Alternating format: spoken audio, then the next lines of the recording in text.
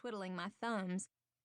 Well, I'm sure those Dawson boys will keep you from getting too bored, Lizzie laughed. Oh, they've put me right to work, Josie answered. But maybe it's a Sullivan boy I'd rather get busy with. Deke rubbed his hands together to warm them up as he walked back into the store. He crossed the floor in a few long strides, removed his hat, and hiked a hip on the countertop. Lizzie handed him an orange lollipop. Thanks for doing that for us. My favorite, he said, and popped the sucker in his mouth. He could barely take his eyes off Josie's full, red-stained lips. Her blue eyes locked with his for a second before he blinked. You coming to the house tomorrow night for the New Year's Eve supper? Lizzie asked. Wouldn't miss it. He planted both feet on the floor and settled his hat back on his head. You going to be there, Josie? Since I'm living with Judd and Fiona for the moment, I suppose I will be. Anything special I need to know about? Not a thing. It's just family. The phone rang and Lizzie reached for it. Feed store. She listened for 30 seconds and then hung up. That was Judd. Your goats are in my front yard. Guess they decided to come back home. Deke started for the front door. Damn it, crazy critters. Josie drove past the Lucky Penny Ranch sign and turned right into the next lane. Her cousins, Blake and Toby, and her brother, Judd, had bought the property last year and were determined to make it succeed despite its bad reputation. After all, if anyone knew about bad reputations, it was those three boys. And yet even they had turned around their wild ways and settled down. With 3 Logan sisters, no less. When she got to the barn to unload Toby's feed, she couldn't believe the sight before her eyes.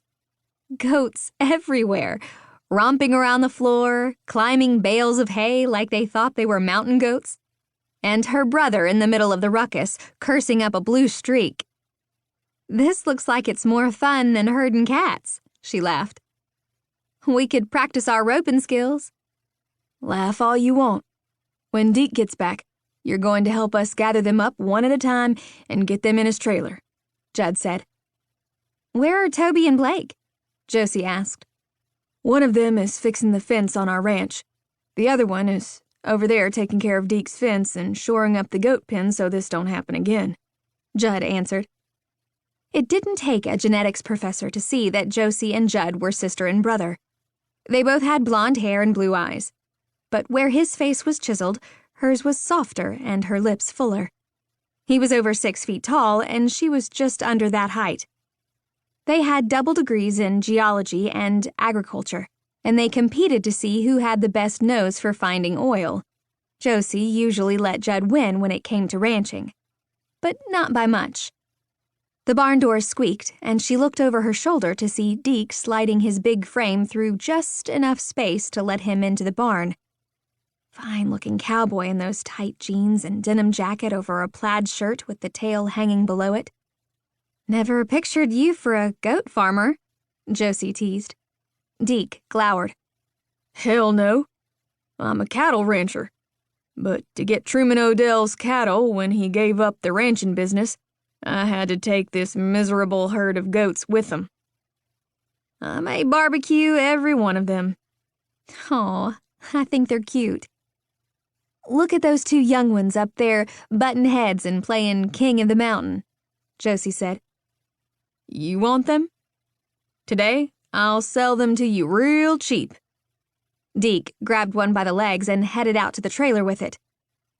No, she does not want them, Judd answered as he wrapped one up in his arms. I would if I already had a ranch, Josie said.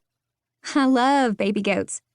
When I get my own place, I'm going to have everything from chickens to cows.